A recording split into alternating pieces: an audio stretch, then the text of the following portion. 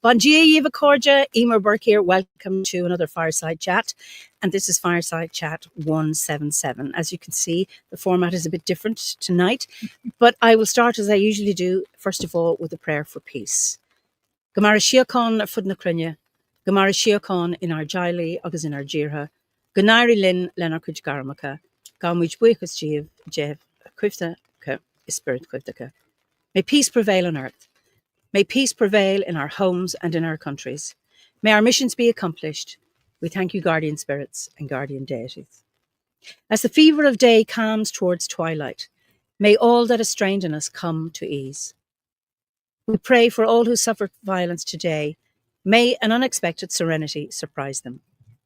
For all those who risk their lives each day for peace, may their hearts glimpse providence at the heart of history. That those who make riches from violence and war might hear in their dreams the cries of the lost. That we might see through our fear of each other a new vision to heal our fatal attraction to aggression. That those who enjoy the privilege of peace might not forget their tormented brothers and sisters. That the wolf might lie down with the lamb, that our swords be beaten into ploughshares, and no hurt or harm be done anywhere along the holy mountain. With thanks to John O'Donoghue. So let me see where you're all from. It's South Wales. Yes, Julie, I am in my van in Glastonbury. In a minute, I'll explain where I am. Well, ish. Hi, Alan from Ballina, High River, Canada. Beautiful. Let me see where people are from. Washington, Indiana, USA, Wyoming, Berlin. And I see Lloyd is there. He's from... you're in Glastonbury, Lloyd. Okay. Normally you're in New Zealand. That is great. Okay.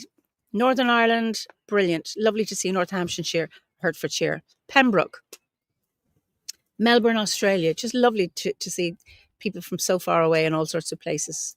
So, yes, we are. We are the three levelers who will speak on the level from the levels in Glastonbury. So, yes, we are here for our summer gathering. And let me introduce my guests. They've been guests before on this Fireside Chat. But this time we're outside and I actually have a campfire burning just there, the other side of the computer. So this is Sam Holland and Julie Francis. So let you say hello. Hello. So it's just so lovely to be here in Glastonbury, and the rain has stopped. It has been bucketing down all day. I have a leaking van, so I've got pots and pans collecting drips. So now it's quiet for the moment and the wind has died down. So hopefully this will work and the sound will be okay. I hope you can all hear me. Nobody's said anything to the contrary yet. Okay. Brilliant. So this is your second gathering. So what was your first impression of your first one last year? It was the 60th, so it was pretty special. And mind-blowing. We went to Stonehenge and we are addicted to it now. Yeah, Stonehenge was pretty cool. Yeah. And then we did a workshop as well. You did, and I attended it, making votive offerings. We had great fun. Just to get back to Stonehenge, because some people say, people who've been to Stonehenge then they prefer to go to Avebury. And then newbies always come to Stonehenge because it's like the special place. It's the one that gets all the... It's the hardest to get into. Avebury is free. You can go anytime. What is it? Have you been back to Stonehenge since? So what is it about Stonehenge that calls you? Well, I've been past it loads of times. And it's breathtaking as you go past it. And there's always people walking around it. But what was different, I think, was that we were all going there as we had an aim. And we were allowed to get very close to the stones. And we had, a celebration and a ceremony. And, because, I'd never come and you'd never come before. I think that it felt like a community with the stones. And that wasn't something I was expecting. And it was mind-blowing. And when I was trying to explain it to people back home, I must have sounded a bit weird when I came back, but I was like, and you stand there and all the hairs on your body go up on end, and and that's how. And so I'm sort of been yearning to come back. But of course, I've come back, but I've not been able to go in the stones, and so It's very different when you go as it's a tourist. completely different. Yes. Yeah, So I hadn't realised just how big they were because I've never been kind of that close to them before. And they were huge. And as we were driving in, there were somebody on the coach, and there were 2 hares. And there were 2 hares running across Beautiful. the grass as we were getting up to it. And that was And the very larks. special. And the Oh, larks and the sound. just singing. And it was just, because it was so early in the morning as well, and there wasn't anybody else around. And it was just fabulous. Yeah. Absolutely Well, fabulous. I remember my first time. It was bucketing down with rain. It was something else. And I remember everybody. Luckily I had a wax cloak with a hood, so I was dry. And there were people with their robes on and hair stuck. And I remember someone's role was "Hail to you, we welcome you, son," or something. And as it's just pouring down, and everybody erupts in laughter. Well, the sun is there somewhere. But and I've been there other times when it was sunny. I was there for the 50th. Yeah. And that was lovely because it was beautiful and dry. So I'm really interested. You're very familiar with Bryn Kettley Dee because you're also members of the Anglesey Druid Order. And I know that's a very, very special place for your order. So maybe it's asking you to compare apples and oranges, but what is it? I mean, I imagine you like that too. So what is the difference? Or I think it's a scale more than anything else, because Bryn Kettley Dee is quite an intimate space. There's a long walk from where you park up at the carport, down the side of it. But it is actually quite a contained area, and the inside itself is very, very. It feels very tomb-like. So Stonehenge feels like, because it's more theatre, isn't it? yeah. When you're going, and especially, we consider, Anglesey to be the mother, Morn, the mother, and you'll feel like you're going into her, into the land. So it's much more intimate. But yes, you're right. I think it's the scale of them. Yeah, and it's almost, although you can feel, there's a similar feeling, right? It is. I mean, although you can feel the antiquity in Bryn Kettley Dee, there's something about the openness as well at Stonehenge, which makes it very special. Because at Bryn Kettley Dee, it's quite enclosed instead. But it's almost like, it's like a womb, isn't it? Really? Yeah, that's exactly what it It is. is. True. Yeah. Whereas at Stonehenge, it's just open to the sky, and you can see how it would have been, somewhere where more of a cathedral. Yes. Yeah. And it's interesting, Stonehenge seems to be. I'm talking about Britain now. It's the largest, apart from Avebury, but Avebury doesn't have, say, trilithons or anything like that. No. And that is certainly amazing. And a lot of people would say they prefer Avebury to Stonehenge. There's or because of the facility to have a closer connection with the stones. And it's fascinating that there's a village in the middle of the stone circle. And it hasn't destroyed the energy of the place. No, it hasn't. And that must be a testimony to the resilience and the strength and the power of the stone circle. Because so often, you say we've damaged a sacred site and maybe it's very vulnerable and it needs to be protected, etc., etc. And then a village has been placed in the middle of this. And some of the houses are actually built from the stones themselves. Which is a bit dodgy, right? Yeah, but I wonder what that's like living in a house. Exactly. That has but also, I don't think it would happen now, right? I wouldn't know. But it's interesting that it has happened and that it is still just such an amazing. Yeah. But it's a whole kind of rich. I mean, I know that Stonehenge is a ritual landscape as well. But with Avebury, of course, you have Silbury Hill close by, and then you have the West Kennet Longbarrow. I love West Kennet Longbarrow. But that's very Bryn Kettley. Yeah. That is very Bryn Kettley. I remember actually it was the year I went to the Goddess Conference. The same year I came to the first gathering, 2011, and with Howard, my husband, and the kids and friends, and we went to Avebury. But we also went to West Kennet, and there was a group of people. There was a local guy with a group of tourists, spiritual tourists, and we were about to go in, and he said, "Do you mind if we go in? We're going to do a ritual." I said, "Fine." So I stayed out, and then he called. He says, "Would you like to join us?" Right. So when we go into the dark, and they're drumming and calling on the ancestors, and oh my God, I was zinging. And then they all left, and I went deeper into it, and I just wanted to stay there. And then there was a Canadian tour guide, some Canadian tours, and it was all he talked about was the actual facts and figures and the dates. Yeah. And they took, I didn't realise, because it's dark, but there's a little window at the top, and the previous people had covered it so we could all, journey in the dark, and they took it off. And I got my kids I said, go back and put something over that. And then people started complaining they couldn't see anything. And I was like, hold on, this was my special place in the dark. I have never been back. I was just blown away because I like caves. I like womb-like places. Yeah. I mean, it was cool because last year, because there were the workshops after the gathering itself, and we'd gone to your storytelling workshop. Yeah. And as we came out, we kind of went off and went to visit with Christopher Hughes and the lovely Travis. And I said, we're thinking of going to Avebury. Do you guys want to come? And they're going, yeah, we'll come. So we went to Avebury. Then we went into the West Kennet Long Barrow, and it was lovely company, lovely weather, beautiful places. It was amazing. Where are you going on Sunday? Stonehenge. Yeah. You have a little thing about that, do you? Do sort of, yeah. So I was at the Rollright Stones. I was at the East Anglian Storytelling Festival at the weekend, and in Stowmarket. And the weather, glorious. Yes. So I was making my way slowly back through Oxfordshire. So I spent a night at the Rollrights. I just parked on the side, and I went. In the rain, I went there, and I counted the stones. And they say if you count the stones 3 times and you get the same number, a wish will be granted. I couldn't believe it. I counted. I got the same answer 3 times because I'd heard about the Rollright Stones and said it's impossible to count them. Right? Yeah. There's loads of them. I'm not going to tell me number. Because you can cheat. Yeah, you can cheat. But I was really, really surprised. Yeah. And they give a rough estimate on the sign, but I hadn't read that bit. And I thought, well, I'll never do that. This is just too hard. Yeah. And I did. So anyway, I made a wish, but I'm not telling anyone that.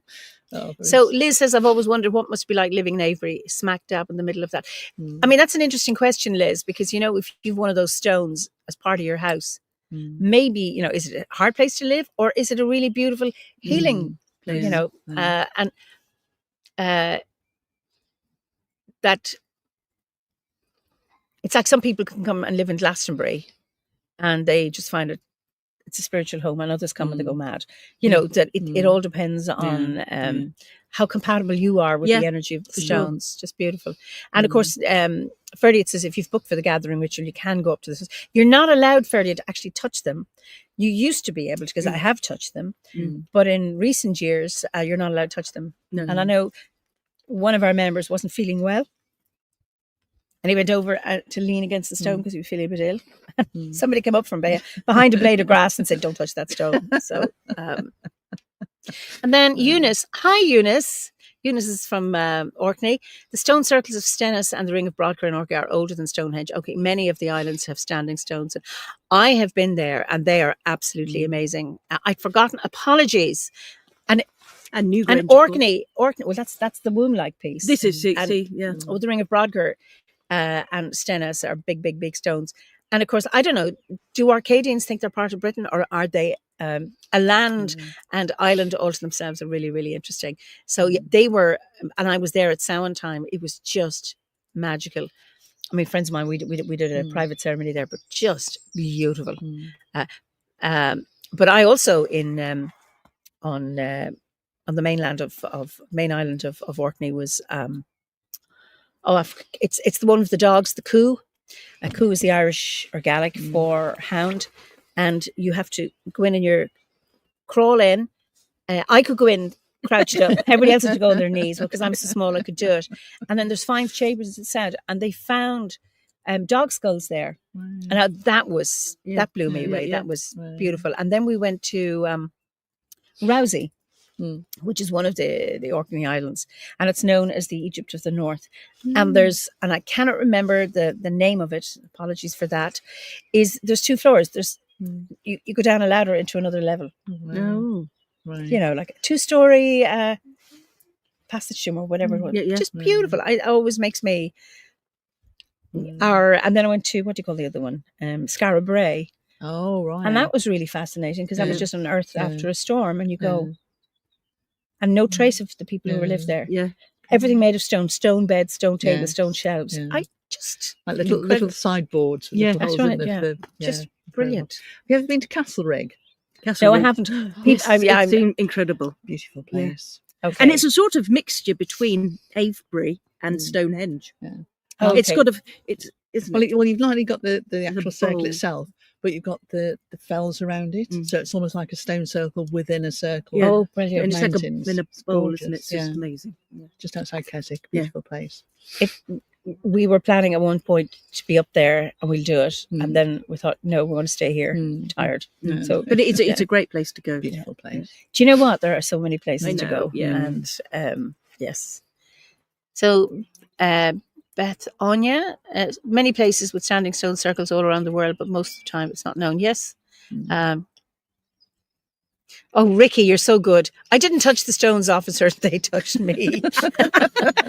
Very good. He always lends some gravitas to these conversations. I really enjoy that. So.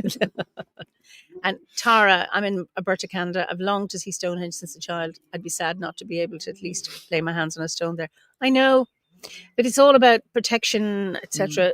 And yet it's open twice a year to the public, where they have maybe 20,000 people. Yes, and they do touch them, and they do awful things. Yes, so that's on the 21st of June and the 21st We avoid of that, December. don't we? Yes, absolutely. So anyway, so okay, so.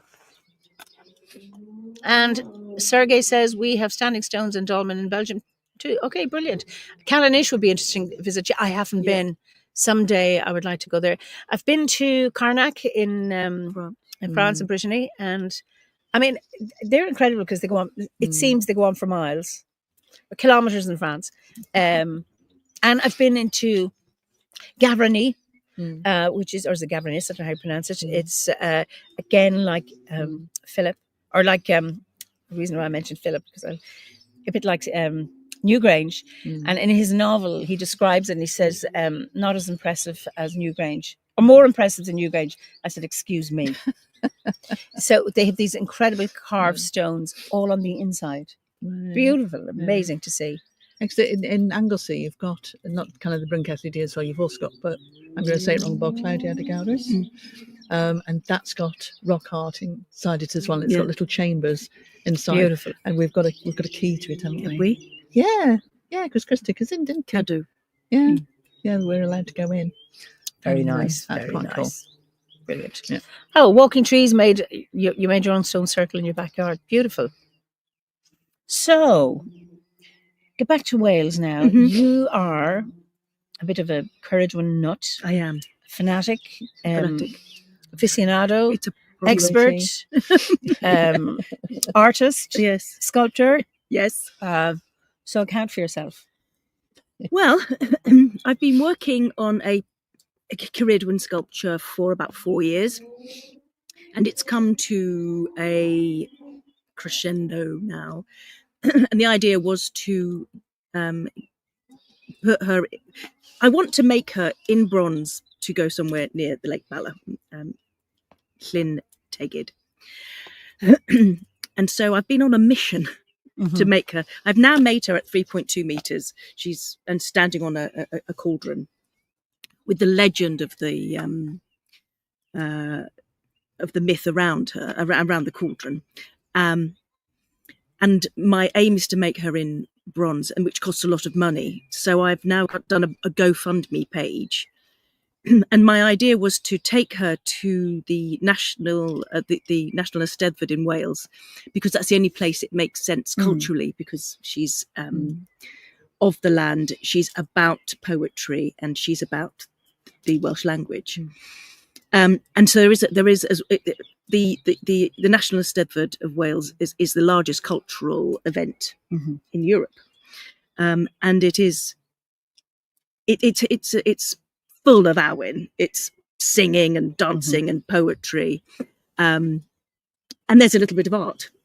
And art doesn't take a huge amount of space up, but I took Cerridwen in as a piece, and I got rejected. And so she is still going there because I've bought a stand for her to go on, and so I want as many people as possible to come and see her. I don't know where my stand's going to be yet, but she's going to be on a stand in a field somewhere in Wrexham, and it would be great if everybody come and see her. So those dates, it's going to be August. From the 2nd to the 9th of August. Brilliant. And you can, if you just go to Eisteddfod Genedlaethol on the website, you can buy tickets, and it's just the most amazing place. And there's music and dancing and Cynghanedd, and there's this thing called Talwrn, which is a battle of the wits in Cynghanedd, which is, it's like, the only way I can really describe it, it's like a science of words, and people spend their whole lives. This is this Cynghanedd. Cynghanedd is a sort of a very unique sort of Welsh poetry, and it's got several different variations and really, really strict rules. And when you win the chair at Eisteddfod, you have to be the master of Cynghanedd, and that's how you win it. And this is a quote from Christopher Hughes, but in Wales, the highest accolade you can get is not as if you're a politician, or not if you're a financier or a military leader, but if you were a poet. Ooh. And that is just the most fabulous thing. I love that. And she is, the piece is called Ceridwen Mam yr Awen, which means Ceridwen, The mother of of inspiration, or Awen. And that is, her job has been that through the whole of the Welsh bardic tradition. Okay. And so she's coming full circle by going back to the seat of the Welsh bardic tradition, which is the Eisteddfod. So that's it, really. Well, yes, they were flying here last night as well. It's great to see. They're out early. They are. But I'm impressed with your tenacity, and it's a little bit like when you look at the story of Ceridwen, her determination to brew that potion, for a year and a day, gathering what was necessary, in desperation for her son, and that nothing stopped her. Yes, yeah. And the thing with your Ceridwen as well is she came to you fully formed, didn't she? Just didn't woke up. You said, just woke up and thought, I know what she's got to be. So the one that's coming, that you're taking, what's she made of? Resin. She's made of resin, but she needs to be changed into clay, into bronze, because she won't last outside. Yeah. She'll be okay for a week, fingers crossed. But she needs to be changed into a more hardy material. And it's a particular moment as well, isn't it? Which I think makes it particularly special. Yes. So I've chosen the moment. Everybody knows the story of Ceridwen, and that is from Halis Taliesin. Shall I say it? Shall I say the story? Okay. Tell the story. Tell your version. I will tell my version. It'll be you tell the truth, the real version. Yeah, it'll be a mishmash. So Ceridwen was a sorceress. So you talk to those people over there. Yeah, yes. The ones behind me in the U. Avenue. She was a sorceress that was married to Tegid Boyle, who owned an area which is now around Bala Lake in Gwynedd. They had two children. One was called Creirwy, who was the most beautiful girl that ever lived, and they were twins. And so the boy was called Morfran, which means sea crow, but his other name was Avagddi, which means utter darkness, because he was so ugly or stupid. And she was, heartbroken that this was the case. And she thought, well, I'm never going to make him beautiful, but I can make him clever. So, because I'm a sorceress. And so she decided to create a potion to give him 3 drops of inspiration that would change him from what he is into a divine storytelling seer, almost. And so she brewed the potion with the help of an old man and a young boy called Gwion Bach, and they had to stir the potion for a year and a day. When the time came for the potion to be ready, everybody was sitting around the fire. Gwion was directed to give it one more stir. At that point, the 3 drops of inspiration flew up. They landed on his thumb. He sucked his thumb, although there are other things when he then he pushed Morvan out of the way. But there's lots of different stories because it's such an old story. There's lots of different versions. At that point, he realised that two things: that he could transform, and the other thing was that Ceridwen was going to kill him. So that at that moment, he knew two things. So he changed into a hare, and he's running. She screams, changes into a greyhound bitch, and runs after him. And he's running, and she's just about to catch up. And he sees the water, and he dives in, becoming a salmon. She dives after him, becoming an otter. She's just about to get him, and he's scrambling up in the air. He's changing. He needs to come out of here. Becomes a wren. She becomes a hawk, and he's tiny, and his little wings are flapping, and she's gonna kill him. And he spies a huge pile of grain just on the shore, and he aims for the grain. And as he's going towards the grain, he changes from a wren into a grain. At that point, she changes into a huge red-crested black hen. She eats the entire pile of grain, at which point the grain that is Gwion, she ingests, but he goes into her womb and she becomes pregnant with him. I've chosen the moment. My sculpture is about the moment, and there's an English word called the quickening, and it's the moment where the life changes. And so it's a sort of moment of sort of biological ecstasy, if you like. But her arms are back, she's flung back in the moment of a sort of biological ecstasy, if you like. But it is the moment when she's changing back from a black hen into a goddess, but she's aware that the baby, she is now pregnant. And so there's all sorts of awarenesses going on there. But at that moment, she's both murderess and mother. Yes. And so it's it's just everything happens in that 1 second. So that's what it is. And that's a wonderful paradox. I mean, we're all full of paradoxes and recognizing the murderer and the mother in all of us. I mean, it's a really interesting, it's quite humbling really if we look at that. And we're all on a knife edge. That's right. And how we can go one way or the other and we can make choices. But that is fascinating. Wow. Yeah. So, wish me luck. I Gunari Lath, as we say. It means may you rise, but it's usually that means may you succeed. Thank you very much. What it means rather than the literal. Yeah. Brilliant. Because you wanted back at Lake Bala, don't you? I do. She needs to be there. There's nothing there that she's such an important, to the Welsh. She's like Robin Hood. You know what I mean? But there's no. I mean, there's the goddess temple there. Yeah, but it's not necessarily Ceridwen. Where's the goddess temple? There is a Ceridwen in Bala. Yeah, in Bala. Yeah.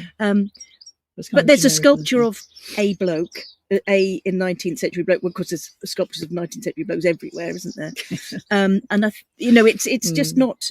That is her land. And will you? Okay, when you have completed her in bronze, is that a big challenge then to get permission to? Well, I'm going to have to convince somebody to put her somewhere. Yeah, but I'm not. Making her was the biggest thing. Me making her. Taken 4 years. It was the biggest challenge, I think, and everything after that is she exists now. Well, if somebody made a sculpture and said, Eimear, it really needs to be on your land, you say, do I have to pay for this? No. I would take it. Yeah. So I imagine anybody else, if they were sensible, would say, wow. It's also, from what you said last time when you were first thinking of it, it was going to be like a multi thing. It wasn't just the sculpture, there was going to be sound as well. Yes, so at the Steadford, our wonderful Christopher Hughes has recorded the original Hanes Taliesin in Middle Welsh for me, and I've got within the cauldron I have speakers and it comes out, and so you can his voice comes out in and he's just done the most amazing theatrical brilliant rendition. How can you say no to it? I know you can't say no. Can you say no? No. And I imagine coming out of a cauldron, the sound, the resonance, coming from a womb, like structure coming out. Oh wow, that's going to be amazing. And of course, it's in poetry again. Her relationship with poetry, and place. on her own land. Beautiful. Just wonderful. Well, Nimi says Corrigan will guide you. So that is just so. Julie, you've been very quiet. Yes, Julie. Well, it's because I don't have anything like that. You see, I'm just her unpaid PR. It's not true. So have you heard of my friend Sam? She did these amazing sculptures. She needs to be really. Okay, Poker. Now speak. You've done the poem. Oh, do you want a poem? Yes. We're talking about Corrigan. We're talking about poetry. Poetry. Your glasses, Yes. Okay. Yeah. So when Eimear said how Sam had recklessly volunteered us to go and do anything this summer gathering, there were suggestions of a bardic offering, and I knew that Sam would have her Cerridwen stuff because that is kind of the focus of what she's been doing for the past few years artistically, and I thought I should really do something as well, and so I took my my inspiration from a quote from Robin Wall Kimmerer in her Braiding Sweetgrass book, which says, "Even a wounded world is feeding us. Even a wounded world holds us, giving us moments of joy and wonder. I choose joy over despair, not because I have my head in the sand, but because joy is what the earth gives me daily, and I must return the gift." So using that as a prompt, and thinking it was, it's Glastonbury, it's coming up to the summer solstice, which is why we've got such wonderful weather at the moment, that I would do something that was vibing on that. So I've got wheels within wheels. Each season dances around our mother, the earth, her eternal promise of renewal, reminding us that everywhere is sacred, that everywhere is the Holy Land. And now, at this time, this land is garlanded with beauty.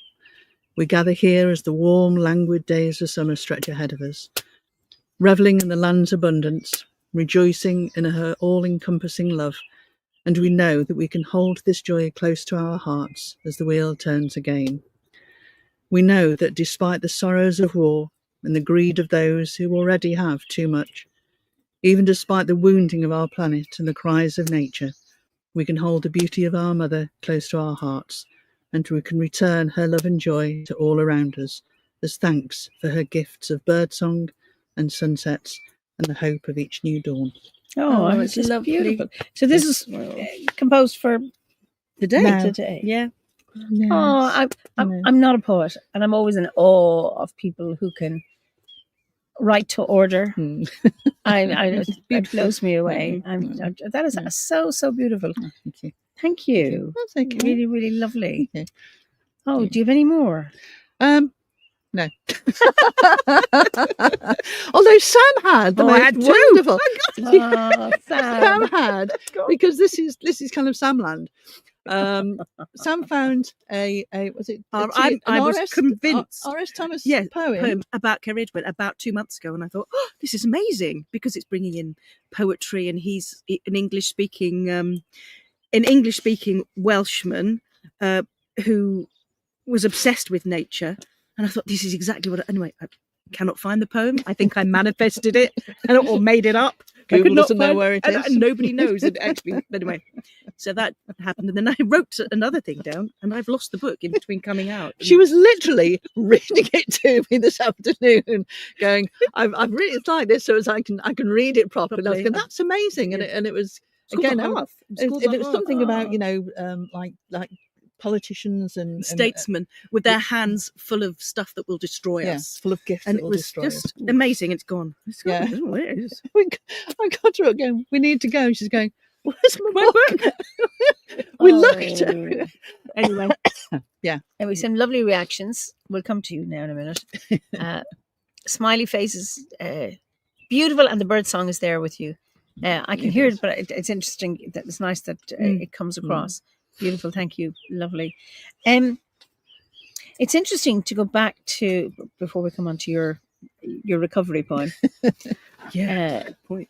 Just around, you were talking about Robin Wall Kimmerer, that not to give up, but it's not also. It's not turning your back on the pain, but it's also being able to turn towards. And I've mentioned Treby Johnson a few times on the chats, and she wrote Radical Joy for Hard Times, and how important it is not to lose our joy and to find it, even, and to look for the beauty even in damaged places. That is something about people say, I can no longer go there. You know, they dug it up or they cut the trees and it's ugly and it's too much pain. It's like, well, she says, don't abandon it. And it struck me when I read her book. It was like, you know, somebody has a serious illness or they have to get part of their body removed. They're no longer beautiful. They're wasting away. You don't say, oh my God, I was once in love with you and it pains me too much to see you the way you are. I'm off. No, you stay with them and hold them till the end. Absolutely. And there's something around us actually staying with the land. It's not colluding with the damage, but it's still not abandoning it. It's seeing it and loving it anyway. And finding, you know, in a pile of rubble, finding that little shoot, that little flower, because that is, there's a seed in there that has germinated, a seed of hope or of resilience or stamina and persistence, who just pushes its way up. And it's those seeds, be they plant seeds or human seeds or human saplings or animals, who they're the survivors. And it's important to be able to turn towards that and honour it and be grateful for it. It is, and I think as well, I'd read somewhere that small children smile and laugh many times during the day, whereas by the time you get into your 30s and your 40s and your 50s, the amount of time that happens is vanishingly small. And I think it's just that continual astoundedness of being alive that little kids have. That's this poem. Which we need to grab hold of. See, I'm just... Oh, that's segue. This is why the book... We are the Lauren Hardy of the Druid world. We really are. I love that. So it'll come back. Somebody says it'll reappear, Sam. So Sarah says, I love the poem and the quote about choosing joy. And Liz says, I've always believed that hope is a choice. Thanks, Farscape. Nothing to do with logic or realist. But that quote is making me think that joy is a choice also. It is, Liz. Absolutely. I mean, I know when I've been faced with grief, I also chose joy as well. I didn't get rid of the grief, but it's like they can walk side by side. And it doesn't have to be either or. Right now in the world, it's so polarized. You're either with me or against me. It's like, no, we can be both and it's something about, it's true, it's holding that both and. You know, we talk about having one foot in this world and one foot in the other. It's not either or, it's both. And I think that's what we need to do, because then that allows us to navigate difference. Because you know, our difference can make things exciting and the similarities can hold us together. And between the two, I think it's beautiful. What's the name of the book again? The one Braiding Sweetgrass by Robin Walkemer. The one I mentioned by Treby Johnson is Radical Joy for Hard Times. And Nimi says, absolutely, Liz. Holding the love and strength despite the knocks and falls, absolutely. Hang on to your inner child, says Beaker at work. I don't know if you're a potter. Anyway, so this is a nice segue to introduce this then. So this is the poet who wrote the two poems that I have lost. And they're not in this book. They're not in this book. I know, nice try, but not, no. And it's R.S. Thomas, who was a minister, and he's a bit of an inspiration to me because he taught himself Welsh as an adult, and that's something that I'm constantly trying to improve in my life. And he wrote this wonderful poem about children. It's called Children's Song. We live in our own world, a world that is too small for you to stoop and enter, even on hands and knees, the adult subterfuge. And though you probe and pry with analytic eye and eavesdrop all our talk with an amused look, you cannot find the centre where we dance, where we play, where life is still asleep under the closed flower, under the smooth shell of eggs in a cupped nest that mock the faded blue of your remoter heaven. Will you do that again? Again? Yes, please. Okay. We live on our own world, a world that is too small for you to stoop and enter, even on hands and knees. The adult subterfuge. And though you probe and pry with analytic eye and eavesdrop all our talk with an amused look, you cannot find the centre where we dance, where we play, where life is still asleep under the closed flower, under the smooth shell of eggs in the cupped nest, that mock the faded blue of your remoter heaven. Wow. Beautiful. It is beautiful. It's very good. Isn't it? Very succinct. And to get back, like when, Beaker's work said, hang on to your inner child. And exactly. Something about being able to find that. And Druidry can allow us that magic that's suspending reality or logic. What's the phrase? And just going into that magical place and seeing those and just switching off your analytical eye and just looking at the magic and the wonder. Yes, and actually experiencing it rather than judging it. Yes. That's right. Yeah. So, Moira Nidu said it's about holding and entertaining different perspectives, views, feelings without the often destructive, polarised tendency people seem to be tilted towards in the world today. Picking sides and so on. It's never black or white. It's always something in between. Absolutely. Thank you. And that poem is just so beautiful. It is, yeah. Oh. Yes, very, very, very lovely. There's he was utterly devoted to his wife, and he used to write poems about her all the time. Oh. And it just beautiful poems. Yeah. Oh, it's sweet. Yeah. Sweet. So, Robin says, actually experiencing without intellectualization. Okay, say it all at once very quickly. It's very Buddhist. And then Ricky said, well done, Ricky. Druidry, being given permission to refuse to adult. Yeah, totally. Yeah. I'm opting out. Well, again, you see, it's both. It's like be the child and be the adult, exactly. and honor them both. You'll have heard me talk about Olivia Robertson. She was one of the co-founders of the Fellowship of Vices, and she lived in Huntington Castle. But she was also one of Philip's teachers, and she was also a friend of Nuan. So she was a friend of Nuan, friend of Philip, and a friend of mine. And she died at 96, and she was one of the most childlike people I knew. Not childish, but always had that childlike wonder. When she came to my house, she said, there's a vortex here, there's wonderful energy. So when her visiting nieces and nephews would come to the castle, we must go to Three Castles. It's an enormous castle. It is, forgive my bad accent, it's enormous, and the energy is so, and she lives in a much bigger castle, and they've been coming up the driveway and go, is this it? But there was something that she tapped into. Because when you have these magical places as a child, and there was a huge tree, and there was a big, big stone, or whatever it was, and then you go back 20 years later and you go, oh, yeah. It's that thing, it's tiny, but that the wonder and the magic of that tree or the stone. And she always had that where she went, and she used to have that about where I lived. I'm thinking, because she lived in a much, much bigger castle. So I live in 3. She only had 1. But it was. Is this it? Yeah, and kids lovely. can't show their It's that it's all over their face, isn't it? That's right. Yeah, and this happened a number of times where she brought nieces and everything. They told me this. They said, "I'm sorry, but let's not compare." They say it with their faces, don't they? It's like your grandson the other day. Well, it's not very good. Brilliant. Nimi says, creeping in the hole under the hedge when my friend's son was little, perfect joy.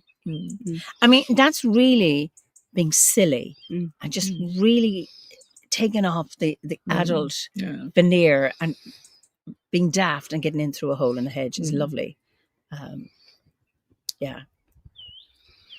Oh, Robin says, I love this talk. Bad accents equal best accents. Magic is the state of mind. Yeah, but I hate people who do a bad Irish accent. So I'm doing a bad, that was an Anglo-Irish accent, not an English one. So anyway, but it's that joy. And I suppose we do that when we dance. Yeah, exactly. And I don't know, when you're doing your sculpture, are you playful or are you intense and serious? With a child, I think, well, a young child who's creating something, they're creating a robot, or they're creating whatever it is, and it may not represent anything like it. And it's not so much that, and because they're able to hold magic in their minds, they can still see the castle or the robot or the engine they've made. Yeah. When all it is a cardboard box. Yeah. Whereas an adult, if you're an artist, you're more, you get it beaten out of you. You do get beaten out of you through academic process. So if you're taught to be a sculptor or a painter or a drawer or a novelist or whatever, you have to go, in a way, you have to kill that. It is killed, and then you have to re-find it. Yes. Okay. When I was doing my the smaller version of Ceridwen, I actually I just started to sort of get to grips with tarot, and I asked every day. I picked a card and I said, "What have I got to concentrate on today?" So I've asked her all the time for guidance, and I think she's put me right. Okay, so the guidance is from her. From her. Okay. Yeah, I didn't particularly want to do a sculpture of Ceridwen, if I'm completely honest with you. She wouldn't let it lie. She's not let it lie. Oh my goodness, no. I had another really big project come up. And I was thinking in my head, well, I'm not getting paid for this Ceridwen sculpture, so what I'm going to do is, she owes you. I'll put it to one side and I'll do this 40 project. foot tall, wasn't it? And it got rejected out of the blue. Completely rejected this job. Amazing. So I cannot afford to not do Ceridwen. You rejected the job? No, I did not. No. So I was doing this job, and then a really good commission came along, and it was ready to go. And then they said no. And they all of a sudden said no, because in my mind I'd said, I'm putting Ceridwen to one side. And she did not like that. And so I'm hoping I can do this job, and then I can get other commissions. Okay. I don't know. It might have just happened, but it felt very pointed. Oh. Actually, Eunice, who's up in Orkney, loving the relaxed chat, feels like I'm actually in the circle with you all. Oh, it's lovely, Eunice. It's lovely to have you here. And then Robin, age propaganda is analytical thinking that saps creativity indeed. And then Francis, I assume you're in Finland, Francis. Nowadays, there are large shifts in academia towards combining science with art and spirituality, even in anthropology. Intriguing. And I'm not going to pronounce your name. Eremiticus is the first word. It's a Welsh one first. I recited a Ceridwen poem just yesterday for a poetry group. It's interesting, Francis, academia. So I taught in academia for 27 years. It was a small college in a development study centre. I taught human development, and I taught it to mainly African, Asian, a few South American, Irish and European, for people who worked in development, let's say third world development situations and community development. And I taught it from a modern perspective and from an indigenous perspective. And I used the writings of an African healer called Malidoma Samay from Burkina Faso. And I wanted... and Carl Rogers, because I'm a psychologist. So I was doing Carl Rogers and a few other, modern theorists. And I came across this book, Malidoma's book, The Healing Wisdom of Africa. And then I read his autobiography. I read 3 of his books and just swallowed them up. And I thought, I would love to teach this, but this is too akin to Druidry. And then that's me pushing my values on my students, and that wouldn't be professional, etc., etc. Anyway, I left it there, and then one year my external examiner says, you need to have some theorists from Africa. I said, that's it. See, it comes. If you came. Yeah. And so I was able to talk about his stuff and not mention Druidry at all. No. And it was just lovely. And that was in a third level, but in that place I had great freedom. Yeah. So it was around relationship skills, relationship building skills, your relationship with each other, because if you're going to be a development worker or a druid or a therapist or a teacher, relationship, or you're a writer, you have to relate. Yeah. And relation to the ancestors and nature and the landscape and ritual and all of that. And it was just brilliant. And also, because I don't know if you know this, but young Sam here is also an author. Oh, come on, Sam. And yes. Oh, that old She thing. hates. She goes, Julie, shut up. Okay, it's out now and it's on the air. Got a trilogy called Hiraeth. Yeah, which is fabulous. And you and because Cerridon's been chasing you, she's also kind of wants to make an appearance in your next block as well. What? How do you spell that? Well, Hiraeth. By Sam Holland. No. Well, my pseudonym, which is Liz Riley Jones. Your pen name, darling. Yeah. Wait a second. Nom de plume. Liz Riley Jones. Liz. How did you pick that name? Well, because my dad is a Jones and my mum's a Riley. She from Cavan? No, her family had come from Cork. Oh, originally. Okay. That's a trilogy. Well, I think it's very good because you channeled all of it without knowing anything at all about druidry. What brought me to druidry. My family my dad's family come from Ennismorn, from Anglesey, and we'd be going there for ever since on holiday. We'd all go up to Anglesey, and Julie had read my books coincidentally, and she said, "I can't tell you anything, but you have to join the ADO." Because it turned, we can't say too much, but it turned out that virtually everything that happens in my books, actually happens on the course. And it's all about Welsh druids and Irish druids as well. It's really... That name is very familiar. It is... Hiraeth is a word. It's a Welsh word which means... It's a very painful word in Welsh, but it means a sort of painful longing for home. It's much more than homesickness. It's a pain in your soul for home. Have I been involved in a conversation about that? I don't know, because Oigness is loneliness, and there's something around that longing for home. It's an Irish word as well. Okay, I'm going to get that trilogy. Are you okay? This is why she normally goes, shut up. Oh, why not? Is that out of print? It is actually out of print now. Oh, you can get it on Amazon. The thing is, you can get it on Amazon. Anyway, I can put it on my Kindle. I have a Kindle. It's going to do that tonight now. Okay. So Frances has answered my question. You're going to get over that. I am over it. So those of you who would like to get this book too. So France is still in the Arctic Circle, and there have been so many calls for reclaiming spiritual traditions which are characterized by art and spirituality. Earlier studies which have been influenced by Western thinking are being softened by Indigenous studies, and more people are learning about Indigenous perspectives on landscapes and art, which are so encompassed by languages. Beautiful. At the end of September, for the last number of years, I've been going to the Mishlore Festival, which is a festival in Galway, organised by the Galway Traveller Movement. Mishlore is a gammon or traveller word, cant word, meaning nomad or wanderer. So at this, I'm just blown away by it. So you have Irish travellers, you'll have Scottish travellers, Irish Roma, Welsh Roma, Sami, we've had Inuit, one Inuit, so it's Inuit is the plural, Mongolians, Aboriginal, and so people coming from nomadic cultures coming to this festival, looking at art. And of course, they all have the same story of discrimination and pain, and whatever colonizers always belittle the colonized and belittle their art, etc. Or I was just talking to a woman; she's a professor, I think, of ethnic studies in. She's a Romani Gypsy in the University of East Anglia.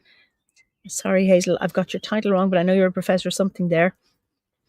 And she's involved in, looking at collections of music. The collectors of gypsy music or traveller music, all interested in the music, but never the musicians and the singers themselves. It was, and this is where things get stolen. Yes, or it is appropriated. collections, like a collection of butterflies, or but what about actually the masters of these? And it's nice that beginning to look at, you're talking softened by Indigenous studies, but also having Indigenous people. It's their voices that need to be heard, and that's what's allowing the masters themselves speaking rather than the academics. Now, to be fair, those who have gone and collected have ensured that things survive. It's a bit like criticising the Irish monks for having written all the stories through a Christian lens, but if we didn't have them, we wouldn't have had it. If they hadn't done it, we wouldn't have it. However, but now we're all enlightened. We can allow people their voice, and assuming that they can speak for themselves, and I think that's really, really important that we can do that. Yeah. So hi, Sharon. I don't know where you are, Sharon and Davina. Probably in Wales. Hello. Yes, they live in Penmine. Yeah. Isn't it nice? They're ADOers. Yes, when they're somebody's looking at you, looking at the telly, and it's really, really nice. So, what are you looking forward to? Okay, Glastonbury now. So, what is it about Glastonbury that you like? I'm a bit frightened of Glastonbury. Okay. Tell us. Well, it's quite full on, isn't it? I mean, it's quite out there. I live on a boat in the middle of nowhere. So actually, I thought you live in 3. Oh no, only one. I only live in one boat. Didn't you have one studio? I've got a studio, but I don't. Oh, that's 3. Yeah. Go on anyway. But what I mean is, so Glastonbury's quite a bustling, busy town, and it's lovely. But I can only do it for 2 days. People, woman, you lie. But it is. It is. So I've been here all day. I haven't gone into town. I thought no, because it's going to be full on from tomorrow. Absolutely. And you can't walk up the street without meeting somebody. But that's at the weekend we have a gathering. So I remember my first time I came twice in the early years of being an OBOT, but never had gone to a gathering. I did the ritual and meditation workshops which were run by Kate and Barry Riley. Now they're done by Matt McCabe and Penny Billington and Gary. God. Gary the Pirate. Anyway, it's gone from me. Sorry about that, Gary. And I came with Howard and the kids, and came in the camper van. And I remember driving on, I don't know, is it the A39? And you're driving, so you come off whichever motorway it is, because we come over on the boat. And then you're going up a hill, and then you look over, and there you see the Tor. I know. And the Tor is incredible. I was blown away by this. I had heard about Glastonbury when I lived in Lesotho in Southern Africa. I'd never heard of Glastonbury. And I was told it was the New Jerusalem, that energetically, the New Jerusalem, blah, blah, blah. And seeing the Tor just coming up. And again, this time, the other day coming over, I was looking out, and it was like that. I remember that beautiful moment. It caught me by surprise this time. I wasn't looking for it, and then I looked up. Yeah, and that is great. And then we were in the campsite, not this one, another one, and we decided, so we arrived a day before the course, and we were walking up the high street, and I thought, oh my God, we're in Diagon Alley. Yes, it is that sort of thing, isn't it? And, I was waiting to see more people with wizard hats and things, but it felt like it, and I thought, this is so strange, and I felt so concerned, because I wasn't dressed the way I dress now, and I thought, oh my God. Anyway, so the workshop was in Chalice Well, and so in I go, and I'm knocking on the door, and I go in, and I see ordinary people sitting around in a circle, and I say, am I in the right place? And it's the chest. And I'm looking, these are ordinary people. Yeah, I mean, they're druids, but they're ordinary people. Yeah. And I'm sitting beside a guy, and it was his first time in Glastonbury as well, and strange places. And I said, yeah, and he worked in IT, and I thought, druids in IT, and we need more druids in IT. It's all this kind of. I was a psychologist. I am a psychologist. That's kind of fairly mainstream as well. And the second time it was And then I went to the Goddess Conference. Yeah. And that is a completely different energy to when Obot. Yeah. It is completely different. And I liked the energy with Obot. Well, then it's because maybe I'm more at home because it's my order, as in I belong to the order. It's ours, you know. Yeah. No, that's how. Yeah. But I think that's the thing with it with Glasgow. I always thought when I first came here, you've got three distinct. There's probably loads more, but there's three distinct communities. You've got the pagans, you've got the Christians, and you've got the Muggles, and they all seem to just rub along quite well, and they don't mind each other. You know, they just kind of get on, which is lovely. Because the very first time I came here was my first husband. And he just stomped around muttering darkly about designer hippies. And the next time I came for my honeymoon with my second husband. And we stayed on the shoulder of Glastonbury Tor. And this amazing place. We found it, didn't we? We came back a couple of years ago. And run by this, I mean, God love her, this amazingly bonkers balmy woman called Isis. And she ran this place called Shambhala. And my sister had been years ago, and she said, it's really cool, Julie, because I'd come down in the evening and there was a man playing didgeridoo to the goldfish. And I was thinking, we need to go there. So Gordon had gone, let's go there for a honeymoon. So we went there for a honeymoon. And Isis had said she did our blessing outside on Glastonbury Tor. And we had to do it by this 7-pointed crystal star because she'd been doing a workshop inside and a thunderbolt had hit the ground and they all rushed out and it was marked by this 7-pointed crystal star. And that was really cool. And so yeah, and I love the idea of coming back, which I try to do quite often. So I'm a companion of the well, so I can come to do the little Michael's retreat house. You can come there, and then you've got the garden to yourself. And I love the White Spring because I can't see very well. These don't work. I'm functionally blind and low light. So when I go into the White Spring, I can't look up and see the roof or the pipes or anything like that. I just see this magical dark womb-like space with just water everywhere and candlelight, and I love it. So I think it's really really cool. And we came. So I brought you here for the first time a couple of years ago, didn't we? And we stayed again. The Shambhala is now called the Hare on the Hill, and you can go and stay. And I was going, that's the place where me and Gordon had our blessing right by that thing. So it's great. And it was beautiful. It was really lovely. So yeah. Wow. Birdie, it says, play Obod Bingo on Glastonbury High Street and see how many druids you meet on the way to your favourite shops. It's really hard. You can say, listen, I'm just going to nip up. I won't be long. So Nimi said, one of the first conversations I had with my now husband 35 years ago, he told me about how he used to live near Glastonbury. So Val says, lovely to see you both, if only on screen. Beautiful. And then he says he took me there, and then the rest is history. Lovely, Nimi. Very nice. So together 35 years, brilliant. And also, as well, because I came to Glastonbury Festival as a guest of the woman who used to run the theatre and circus field.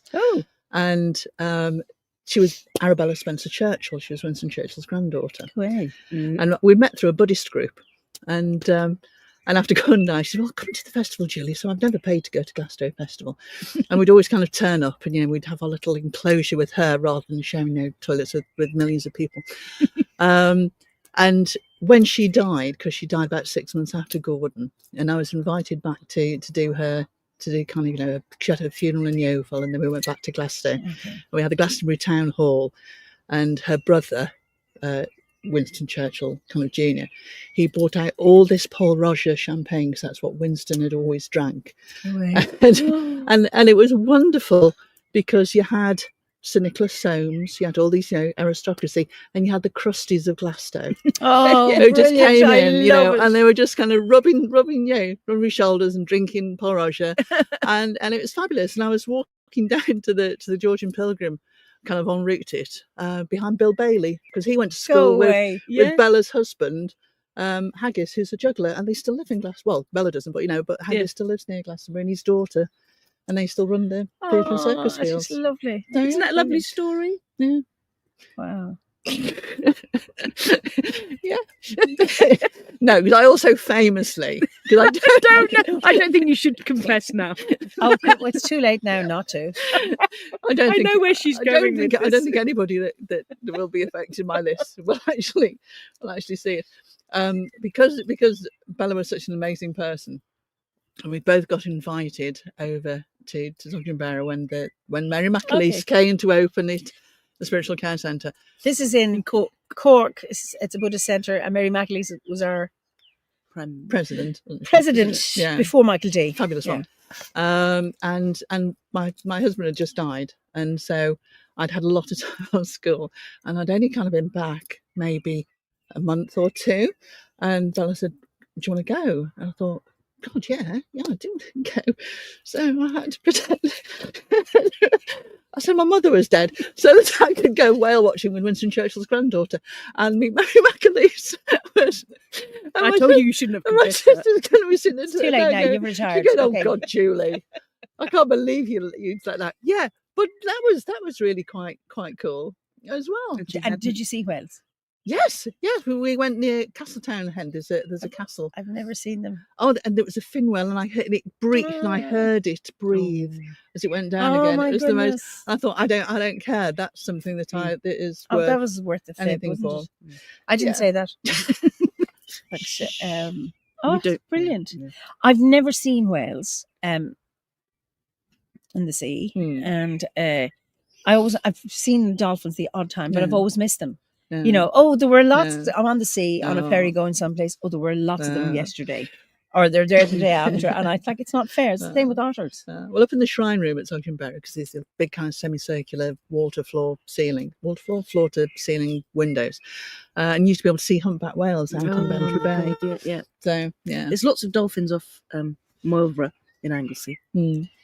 I've seen Fungi. Fungi was a dolphin in Dingle. Dingle, and I remember, dolphin. So that was 24 years ago. I was pregnant with my daughter, and we had two young cousins from America over visiting us. They were kids, and so we said we'll go down, and we went on the boat, and Fungi came, and as soon as he leaped into the air, Quaylen leaped inside. Oh, it was beautiful, and he was just lovely, and I know.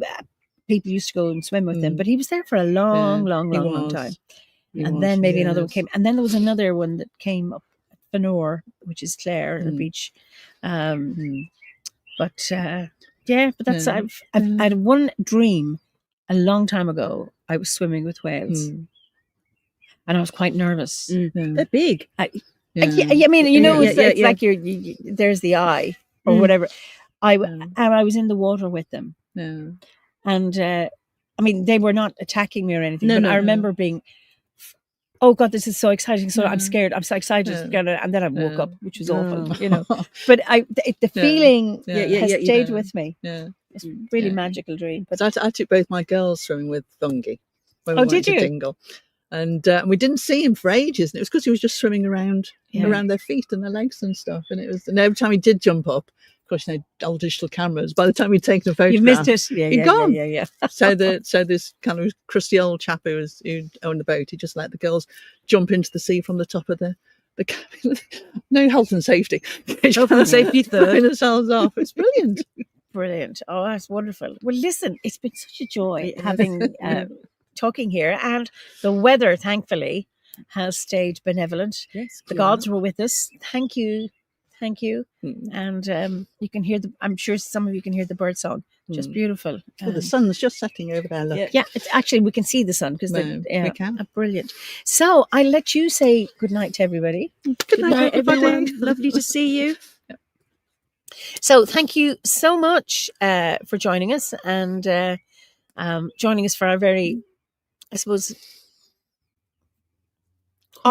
conversation very tone. And this is I've had 2 people on the screen, but this is the first time we've managed to have 3 and to have it outdoors and with a real campfire and listening to birdsong, etc. So it's just been so lovely. And Jane, miss you too. You should be here, but you're not anyway. But we'll see you soon in Canada in July. So lovely to be here and to have you all join us. So until we meet again, if any of you are in Glastonbury this weekend, I shall see you. And otherwise, see you the next time. I'll be back in 2 weeks' time for another chat. This time it'll be indoors, I assume. I think it'll be indoors, yes. But anyway, I look forward to seeing you then. In the meantime, thank you to the birds too. Yes, isn't it lovely to hear them? Just beautiful. Because we're here on the Somerset levels. So there's a hedge here, and then there's a stream, and then what would have been once during going way back, this would all have been flooded. And the Tor is that way. And so this would have been all magic. So now it's kind of reclaimed because of the drainage, but it's lovely. So anyway, thank you all for joining us, and until we meet again, Slán go Fóill, have a wonderful June. May you get the weather you need. We did need the rain, I have to say. We did need the rain. So but I would be happy now for a little bit more sunshine, just a little bit. Won't be too demanding. What'll happen will happen, and what'll be will be. So until we meet again, Slán go Fóill.